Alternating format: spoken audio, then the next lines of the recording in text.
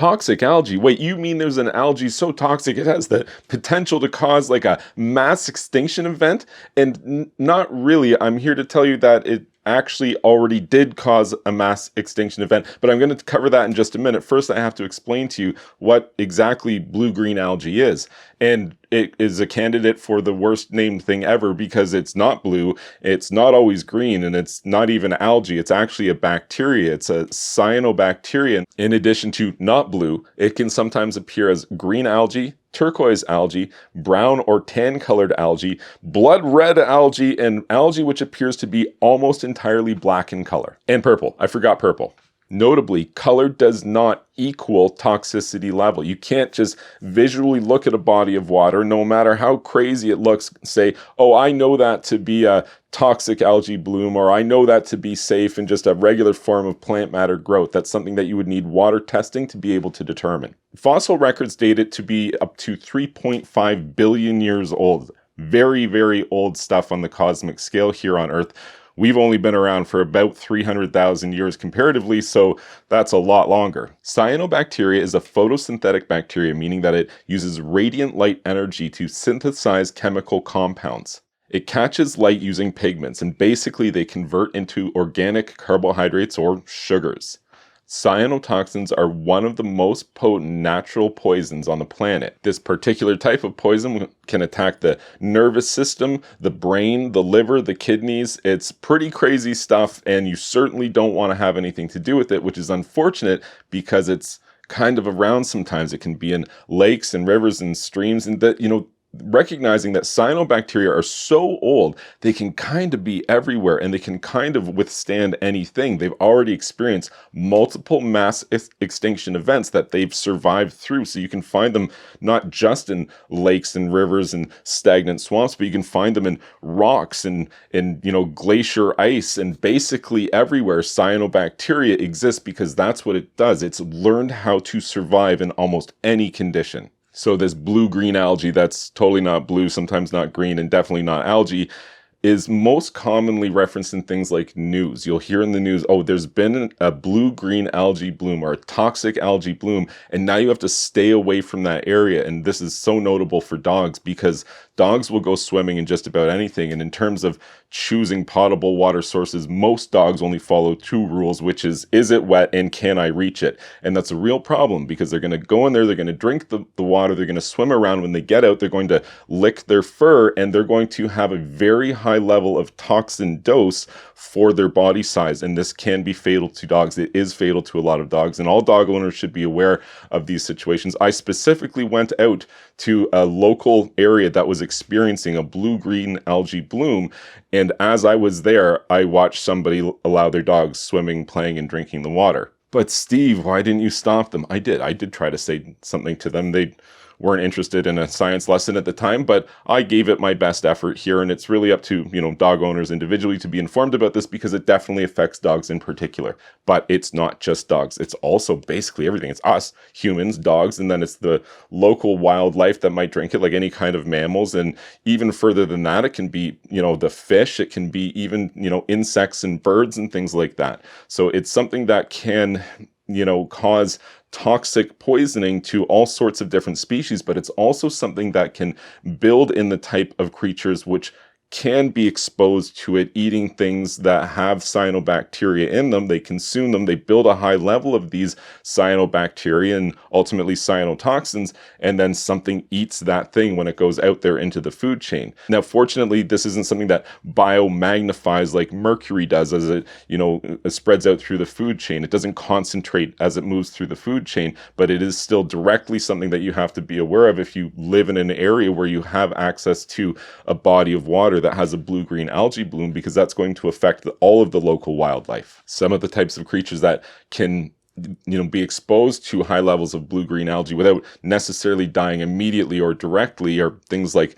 snails or mussels or clams, small fish, things like that typically are the ones that can absorb these very high levels of cyanobacteria and then go out there and spread that through the food chain. Zooplankton is another one, very important one to consider. So what causes one of these toxic algae blooms?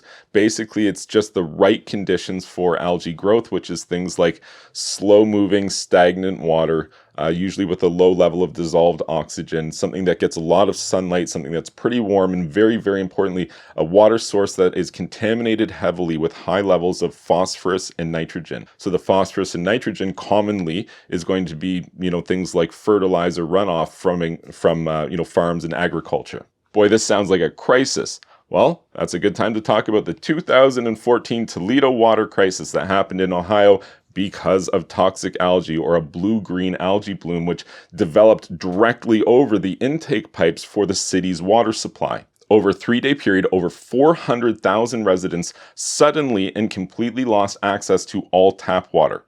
And if you're wondering why this happened, why lose access completely, wouldn't they normally just do something like send out a message or lots of messages saying, don't drink the tap water, or it's a boil water advisory? And there's a very specific reason that didn't happen. Boiling cyanobacteria, or water that's contaminated with cyanobacteria, is not enough or a good idea, because it actually serves to increase the amplitude of the toxic dosing, because all of the chemical structure doesn't fail through the boiling process, but there is a breakdown somewhat of the molecular level, and causes all of these bacteria to suddenly and completely dump their entire toxic payload at once. So it really creates like a concentrated toxic algae sample, and further which is made worse by evaporation. Evaporation doesn't release the toxins either, they just concentrate further as there's less and less water in the sample. So cyanobacteria then is a bacteria made primarily of nightmares, which you can't get rid of by boiling methods. So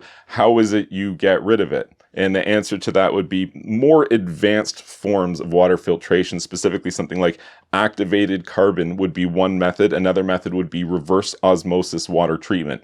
UV, low chlorine doses, and camp water filters are not suitable for removing cyanobacteria from water sources, thereby making them safe to drink. It's interesting like that. And you know that I come from a swimming pool background, and you might be thinking, well, geez, I'm glad this only happens in like lakes and rivers. I have a swimming pool and I don't want blue-green algae in my pool. And don't worry, you don't. Because when it's in your pool, we call it black algae. So it's different. It's exactly the same thing, 100% chemically the same thing, but we call it something different. So no fear at all of the blue-green algae in your pool. When in a swimming pool, how the heck do you get rid of it? Because I just said chlorine doesn't work. Well, it does work, but it doesn't work in the traditional sense. Like normally chlorine just floats around in your water, contacts stuff, sanitizes it, oxidizes it. It's a natural algicide. It does all kinds of stuff. But the black algae has kind of like a protective layer over it, kind of like a mechanical film where the chlorine can't even get to it, essentially is what's happening here. So you have to incorporate things like direct, vigorous contact with chlorine, like take a chlorine puck and massage it on the problem area. That's kind of like a typical frontline approach to how you deal with black algae in a swimming pool.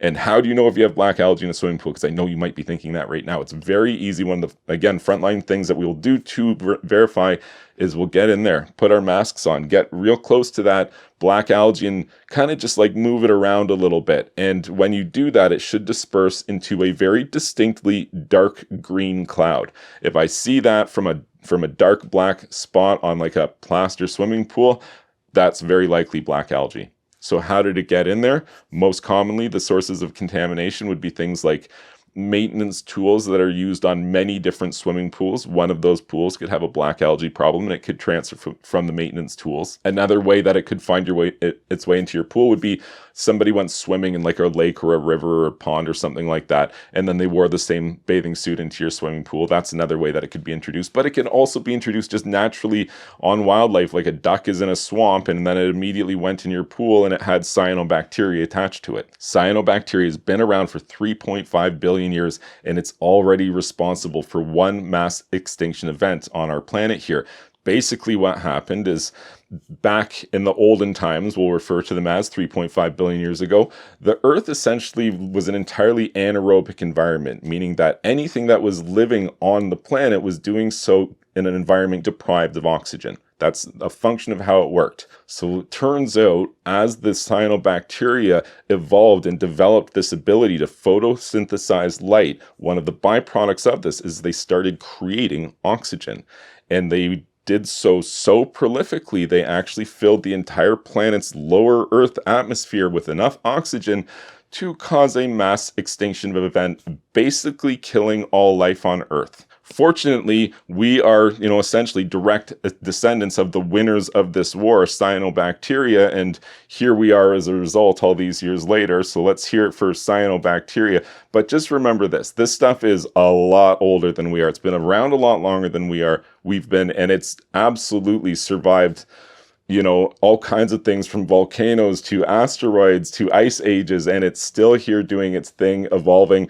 Hopefully it doesn't get around to evolving sulfuric acid or something like that as its next favorite thing that it likes to photosynthesize. I don't think that's chemically possible. I hope that's not going to happen. This stuff's already bad enough sounding, and it is something that exists in our world because we use a lot more phosphorus and nitrogen in our agriculture and things like that. And, that's something that just affects the rate of the algal growth. When you have all of the nutrients that algae needs to grow, wouldn't you know it, it grows readily. Why did I just call it algae? Well, we've been calling it algae for about 100 years now, even though we've determined that it's actually a cyanobacteria. But humans aren't real good at revisiting things and renaming them once they catch on. So an algae it is. Wait, there's one more thing. I had nowhere else to talk about this, but you need to know because it was so cool. One of the unique functions that this cyanobacteria has is an ability to, I could summarize it as saying it can regulate its buoyancy. On the molecular level, it can essentially inflate air sacs, and it can rise through the water column to be on the top of the water where it can absorb the most amount of sunlight, and that's where it's getting its energy that it needs to grow and to multiply. And it also has the ability to deflate that such that it can sink through the water column, and that would be for benefits of, thermal regulation, or if it needs to withstand anything. It really is just something that is designed over billions of years to be able to survive. So as simple as it is, it can still perform these essential functions that allow it to survive and thrive. If you found this information helpful, please be sure to like this video, subscribe to my YouTube channel here, and you can check out my website, swimmingpoolsteve.com.